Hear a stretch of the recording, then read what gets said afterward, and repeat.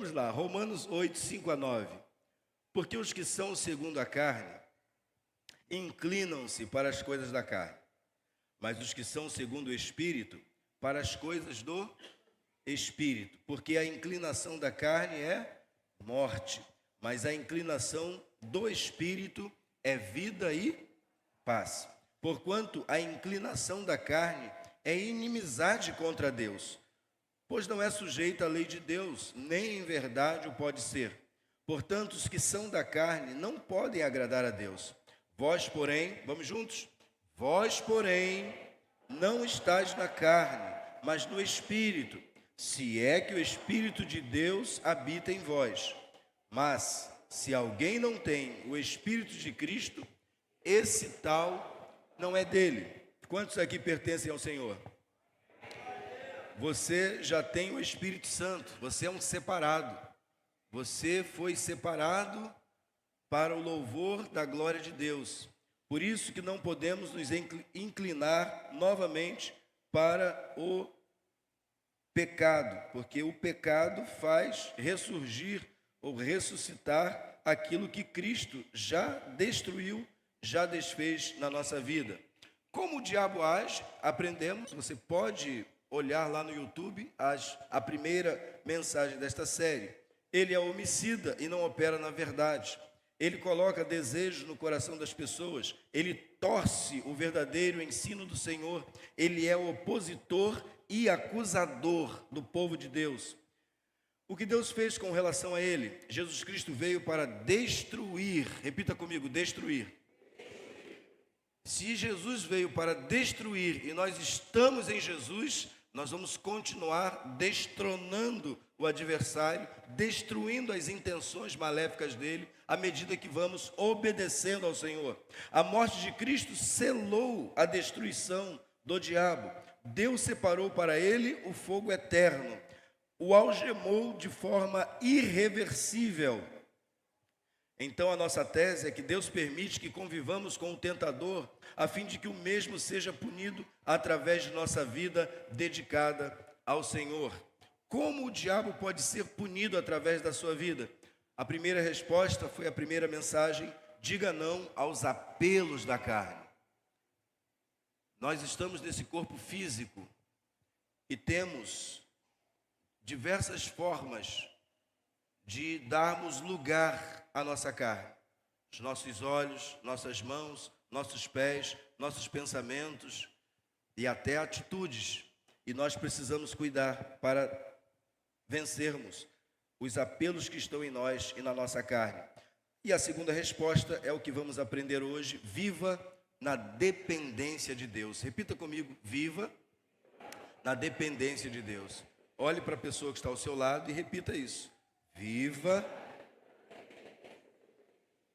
Amém. Dependência, estado ou caráter de dependente. Sujeição, subordinação. Depender é estar sujeito, ser subordinado. Um exemplo: eu não faço nada até que seja orientado pelo meu chefe, pois eu dependo dele. Eu tenho uma dependência. Quando você serve na igreja, por exemplo, você está debaixo de um líder ou de uma liderança. Quando você é líder, é liderança. Você está lá e você está realizando alguma coisa. E você vai dizer, quando alguém te perguntar: por que você está fazendo isso? Não, porque o meu líder me orientou. Não é isso? E o que o líder tem que fazer? Fui eu. Não é? Às vezes, o líder se esconde da decisão que ele deu. E líder de verdade não faz isso. Ainda que ele tenha prejuízo, ele precisa assumir. Tem que ter costa para bater e para pagar o preço. Não é isso, pastor João? Às vezes, a gente comete um equívoco, sim. A gente comete, sim. E a gente tem que honrar e não punir aquele a quem nós orientamos. Tipo, não sei, ele fez por conta própria. Por isso que é tão importante você estar debaixo de submissão, literalmente. Você precisa estar em submissão àqueles que estão dentro da igreja e lá no seu trabalho e em qualquer lugar, para que você esteja sempre respaldado por aquele que te lidera. Tipos de dependência, tome nota. Dependência financeira é quando a pessoa aceita por acomodação ou por imposição de circunstâncias irreversíveis, que não consegue viver sem o sustento de outra pessoa. Atenção, adolescentes e jovens. Adolescentes e jovens, e uma boa parte aí dos adultos. A dependência dos pais no nível financeiro vai até o dia que você se interessa por uma pessoa. Aleluia. Interessou por alguém? Vai trabalhar. Trabalha rápido, vai trabalhar. Por quê? Vem despesa. Vem ou não vem? Pastor George, uma esposa, 3 filhos. É uma bênção. Todos eles cantando, tocando, fazendo discípulos, é uma bênção. Mas, quem aqui tem 5 filhos? 5. Ai, estão com vergonha. A tia Estela tem. Tia Estela. Meus pais, a maioria que sabe, né? Eu sou o 12º. O 12º. E eu sei muito bem o que é repartir um ovo. Aleluia. Hoje, graças a Deus, a gente pode comprar muitos ovos. Mas naquele tempo, você também dividia aí alguma coisa com seus... Olha aí, ó. Oh, meu Deus, graças a Deus, todo mundo, não é? Mas hoje você pode dar para que as pessoas possam repartir, não é verdade? Deus não é bom? Deus é bom demais. Mas quando a gente tem um propósito, um objetivo, nós temos que ter também o mesmo coração de Deus. Antes de colocar o homem e a mulher no jardim, ele fez o jardim. Grave isso. Ele preparou tudo e colocou o homem lá. Quem está entendendo, diga amém. Então agora um conselho aos pais. Se o seu filho se interessar por uma menina, louve a Deus. Os dias são assim hoje, hein? Quem está entendendo? Você parabeniza logo. Olha, parabéns, meu filho. Você faz aquela empolgação. Aí depois você vem com orientação. Está entendendo? Todo mundo entendeu? Quando a sua filha se interessar por alguém, também, você celebra. Amém? Celebra. Não vai de sola, não. Celebra. Aí depois você pega o CPF do sujeito, vê os antecedentes. Mas primeiro você precisa se alegrar e depois orientar. Parabenizar e orientar. Quem segue a orientação do pai e da mãe é sábio. Quem segue a orientação do pai e a mãe é sábio. Então, nós precisamos andar assim. Mas existe também a dependência física, é quando as drogas, alterando a química do corpo, exige que as pessoas continuem a consumi-las sofrendo com sua retirada, reações pela dependência adquirida. A maioria das drogas causa pouca dependência física, mas o álcool, barbitúricos e os derivados do ópio são comprometedores. Eu falei a vocês que esta mensagem foi produzida lá em 2006, 2007. E quando eu cheguei em Salvador, o pastor Lécio estava fazendo, ele me convidou para participar da série, e eu também escrevi 1 ou 2 mensagens desta série. Então você vê que hoje você já tem crack, não é isso? Que devasta uma pessoa em uma semana. Em uma semana, diferente da maconha, que eu não quero que você use, cocaína, que eu também não quero que você use. Eu não vou perguntar aqui quem já usou ou deixou de usar, porque estas coisas causam dependência. Eu e o pastor George, pastor Gabriel, né, pastor Gabriel, pastor George, eu tenho conhecimento em razão de estar lá em Salvador, e lá nós trabalhamos muito ali no centro histórico, onde tinham muitos drogados, e lá na 2 de julho, então, surgiu a Cristolândia Salvador. Já existiam algumas, São Paulo, Rio de Janeiro, São Paulo, e acho que em Recife, e agora, naquele tempo então, em Salvador. E nós vimos, queridos, o que é o homem ficar literalmente no esgoto. E uma rua que nós passávamos e tinha um esgoto, a gente via quando eles saíam dali de baixo, sabe? E a igreja ia lá, cortava o cabelo, limpava as unhas das mãos, dos pés. E alguns deles, Mateus, diziam assim: você pode me dar um abraço? Quem aqui já trabalhou pesado? Como é que você chega em casa? depois de um dia inteiro de trabalho, a sua esposa fala logo: vai tomar um banho. Não é isso? Imagine anos sem banho, anos sem cuidado. E aquelas pessoas estavam exatamente carentes de atenção, de amor e de cuidado. A dependência química não é brincadeira. Você que está na internet, se você perceber um comportamento diferente do seu filho, da sua filha, comece a orar e vá até ele. E monitora, porque as drogas, eles literalmente mudam a personalidade das pessoas.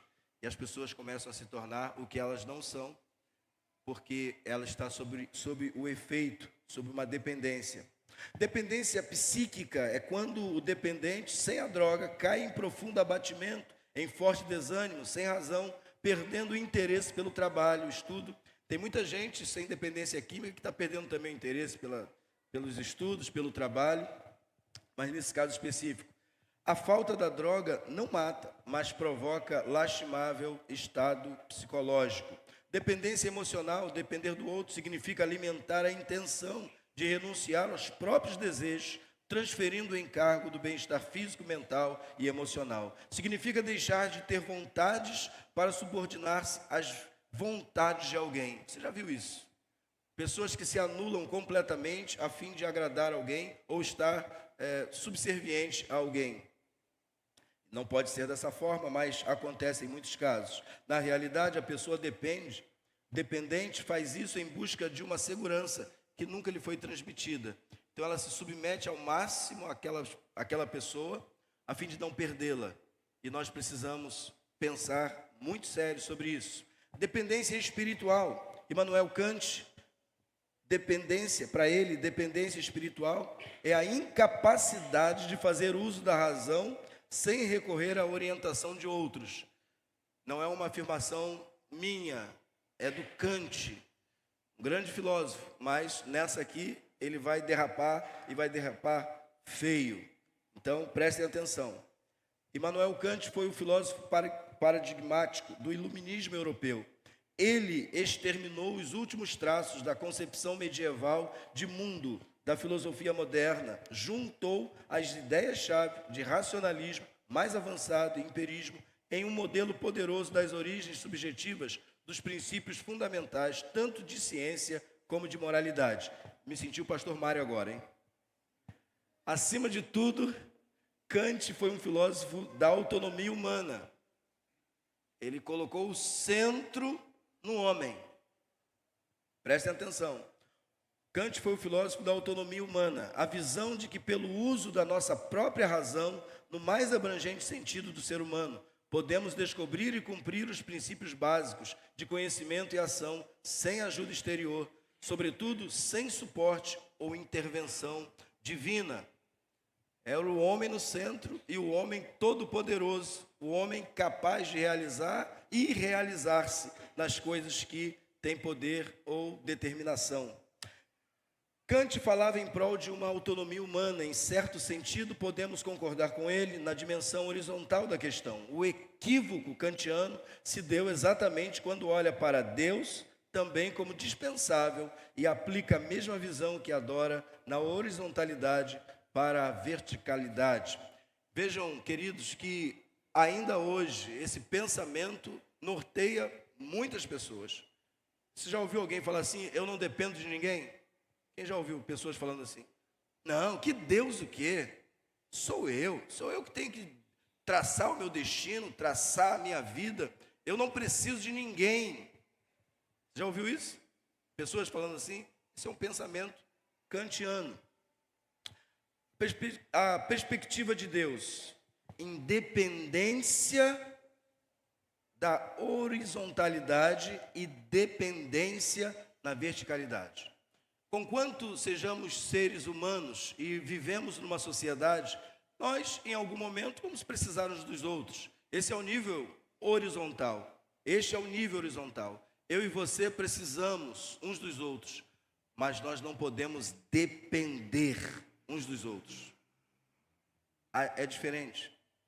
Nós devemos viver em sociedade, devemos compartilhar o pão, devemos dar vestes. e podemos receber também, mas nós não podemos nos tornar dependentes do outro por uma vontade pessoal, por uma vontade própria ou por alguma situação que venha a se formar na sua mente. Isso não vem de Deus. Você não pode ser um dependente das pessoas. Este é o nível horizontal. Mas no nível vertical, você não pode viver longe de Deus. Você não pode viver sem Deus. Você precisa dele dia e noite, durante todos os dias da sua vida. Quem pensa assim está punindo o adversário. Porque eu e você não podemos nada sem ele. Sem mim, quem sabe o resto? Nada.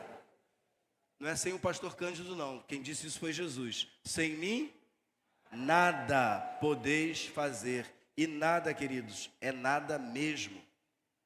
Você não avança se você não estiver na dependência total de Deus. João 15:5. Acompanhe esta leitura comigo, um texto muito conhecido. Eu sou a videira, vós os ramos. Quem permanece em mim e eu nele, esse dá muito fruto, porque sem mim. Então Jesus está dizendo isso. Então, se você pensa independentemente, se você acha que para você escolher uma faculdade, você vai pensar pela sua cabeça, se você acha que vai escolher uma mulher ou um homem segundo a sua visão, se você pensa que você pode atravessar a rua, eu conheço gente que leva isso tão a sério, eu estou pensando em atravessar a rua, e parava mesmo, Danilo, e não Rodrigo, parava e orava. Querem ver uma coisa? E então atravessava ou não. Deu para entender? Dependência total de Deus. Parece um exagero? Parece. Parece exagerado. Você já esteve num lado da calçada e sentiu o desejo de atravessar? Passou para o outro lado. E lá do outro lado aconteceram coisas que se você não tivesse passado para o outro lado, já aconteceu isso com você? Olha aí. Não sou só eu. De repente, você sente uma direção. E você vai. Porque você é guiado pelo Espírito de Deus. Você não bate o martelo. Estou indo para lá. Fura o pneu. Aí você insiste. Aí o outro carro encosta em você. Aí você fala assim, Deus, o que você está querendo? Não, para um pouquinho. Ora. Quem sabe Deus não quer que você vá. Se nós deixarmos Deus guiar a nossa vida, a gente não vai errar. As mulheres casadas geralmente sofrem demais com os maridos. Sobretudo nesse aspecto. Já tem algumas que estão até rindo. Já tem algumas mulheres que estão até rindo. Fulano, não faça isso. Não vá. Não faça. Aí o fulano vai e faz. Aí quando ele volta quebrado, falido, entristecido, que não deu certo, a mulher tem olha, queridos, eu sou homem há 53 anos e pretendo não mudar. Mas olha, ô turma para acertar, 99%.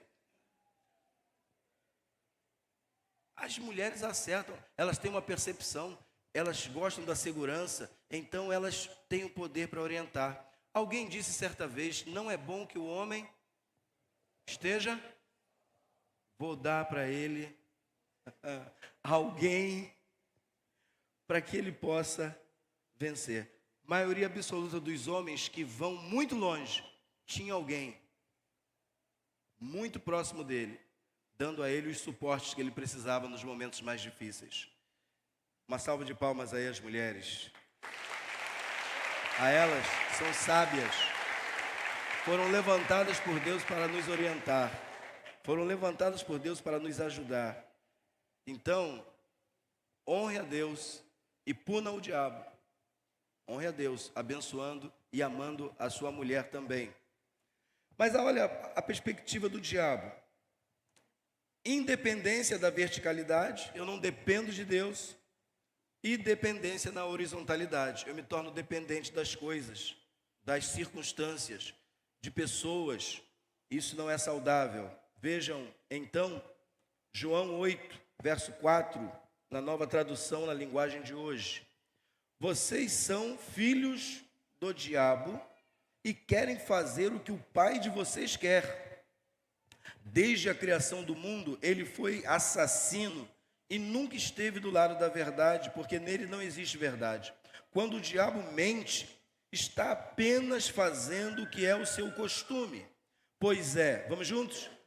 Mentiroso e é o pai de todas as mentiras. No último encontro eu afirmei, meia verdade é uma mentira completa.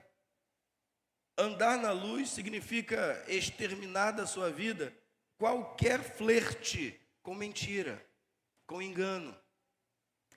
A palavra do cristão deve ser sim e não, não. Por isso que eu e você, quando caminhamos com o Senhor, nós temos luz, nós temos paz. Sabe, aquele funcionário que a empresa sabe que ele não mente. E quando chega uma fofoca lá em cima, os diretores, presidentes, não. Tuane não, jamais faria isso. E pagam o preço por você. Quando você e eu andamos na luz, o diabo vai fazer de tudo para te carregar para as trevas. E você precisa dizer não a ele. Você vai ser, vejam aí, as pessoas que trabalham, não tem quando você acorda bacana, faz seu devocional, aí quando você vai chegando no trabalho, vem uma flecha. Quem já passou por isso aí? Vem uma flecha. E você fala assim, não dá. Se você estiver ligado em Deus, você vai falar assim, Senhor, perdoa-lhe, porque ele não sabe o que ele está fazendo. Toda vara que está em mim e eu nele, esse vai dar muito fruto. Quer dar muito fruto? Honre ao Senhor.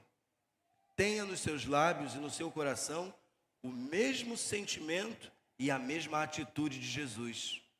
Sejamos humildes.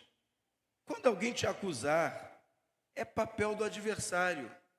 Se você estiver realmente no erro, reconheça, peça perdão, toma o teu leito e anda, vai embora. Eu errei mesmo. Realmente eu falei o que não devia falar. Sabe naquele tempo que não dava para apagar para todo mundo no WhatsApp? Quem se lembra aí? Tá rindo, Vaxi? Você escreveu uma coisa, depois você perdeu-se. Foi. Hoje você pode se equivocar e correr lá e apagar. Quem já fez isso?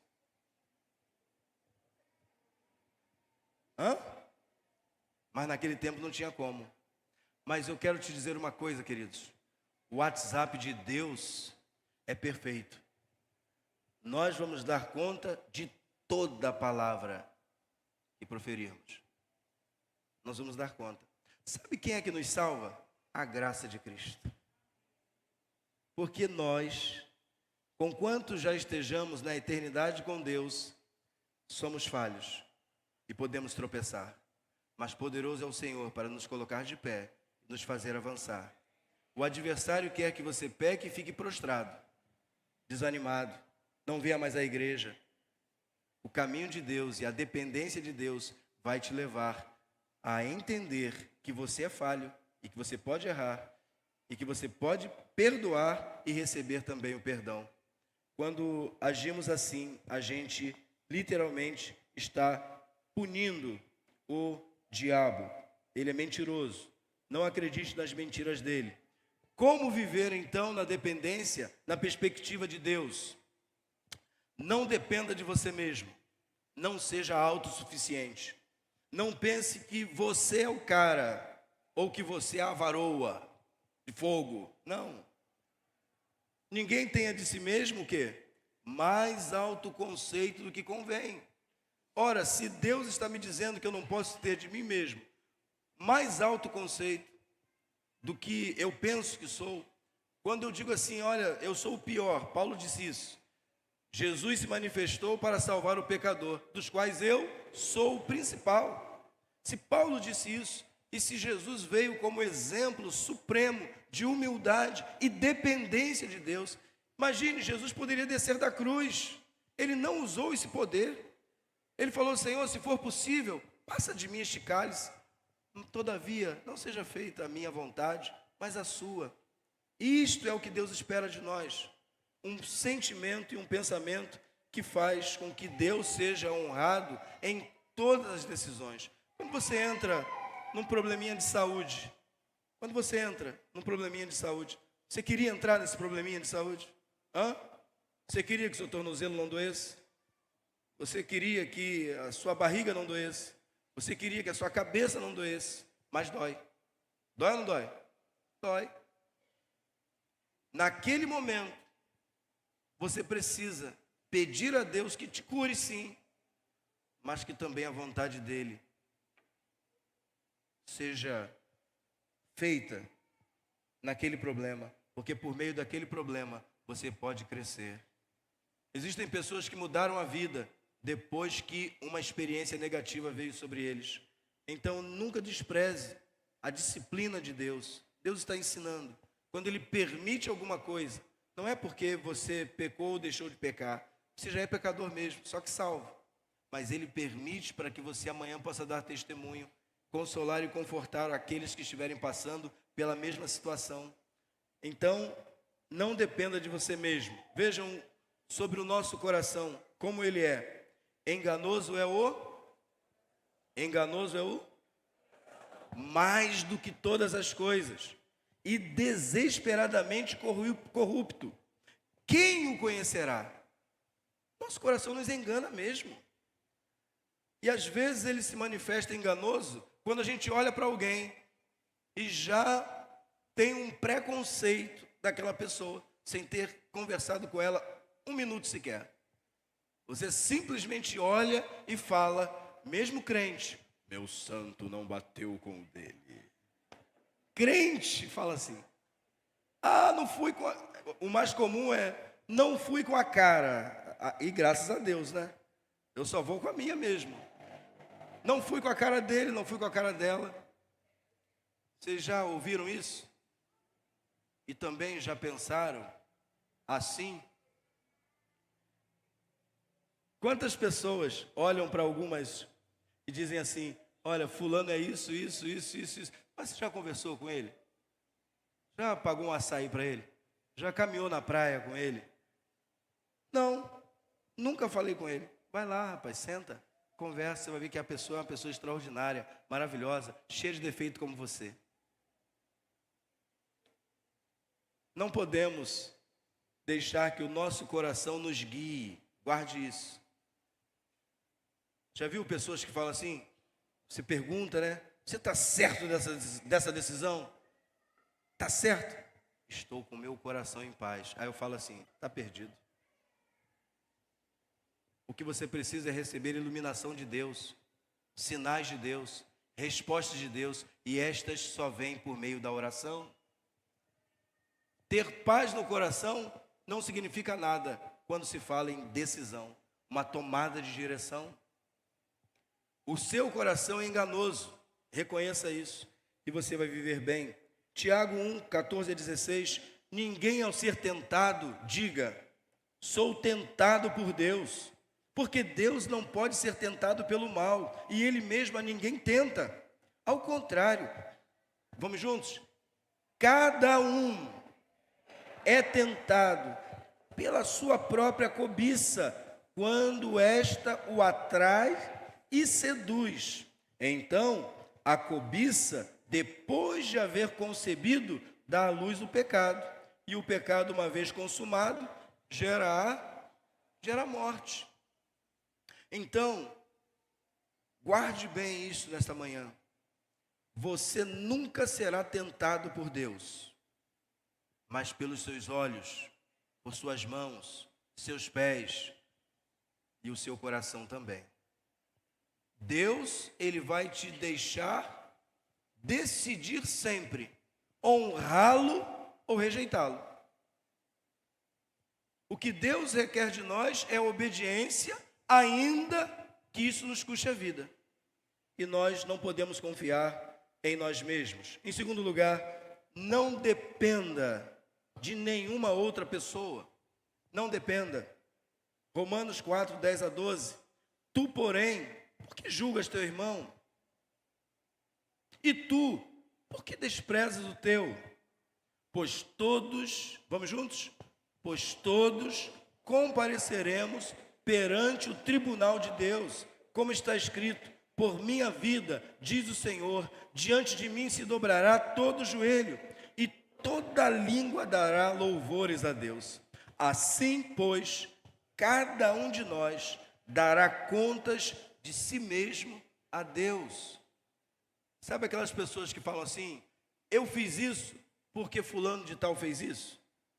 Eu estou fazendo isso em resposta ao que fulano de tal disse, fez ou deixou de fazer? Ah, eu estou faltando hoje porque fulano também falta, ninguém fala nada. Bom, eu tenho uma tática aqui com a minha equipe, sabe? Mas eu estou percebendo que eles estão bem compenetrados. Ó, Mateus já tomou o leito dele, ó. Quando eu fechar o tablet, você já começa a subir. Então vocês agora já sabem. Então quando eu fechar o tablet, vocês vão falar para ele: nossa, pai do Caleb. Vamos ficar em pé, irmãos. Vamos ficar em pé.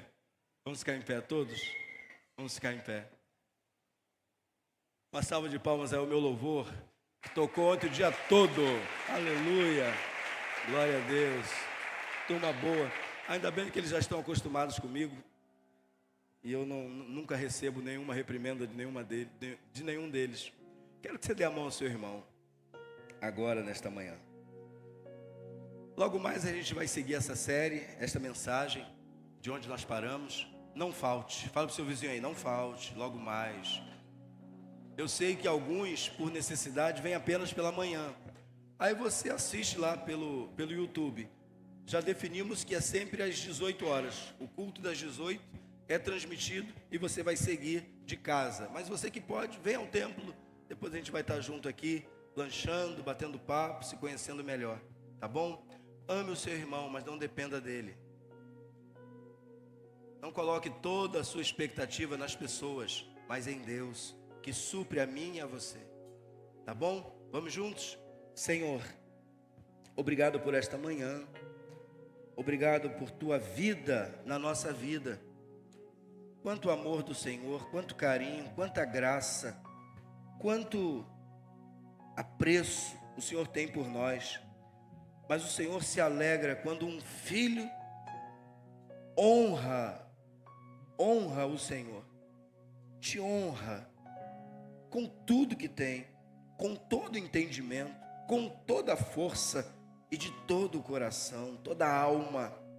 Sim, Senhor, a nossa oração nesta manhã é que cada pessoa que está aqui nesta manhã possa não apenas viver em comunhão, mas também dispostos a ajudar o irmão que falha, o irmão que cai, o irmão que tropeça, o irmão que por um descuido da vida acaba entristecendo o coração de Deus.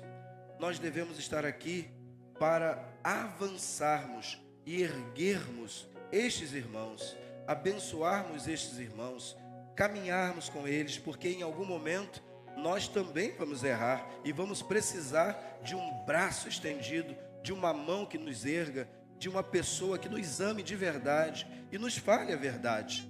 Nós te suplicamos, Pai, que o adversário não tenha êxito na vida de ninguém aqui, que as preciosas ovelhas que o Senhor deu pastorear, que estas ovelhas honrem sempre o Senhor, falem sempre a verdade, andem sempre na verdade e com uma vida de humildade e mansidão. E cada um aqui, amanhã, colha os frutos benditos de Deus por ter vivido como Jesus viveu. Abençoa-os, Senhor, e que logo mais aqui estejamos novamente para o louvor da glória do seu nome. Assim oramos em nome de Jesus. Amém e amém Dê um abraço no seu irmão e vamos almoçar em casa, em nome de Jesus.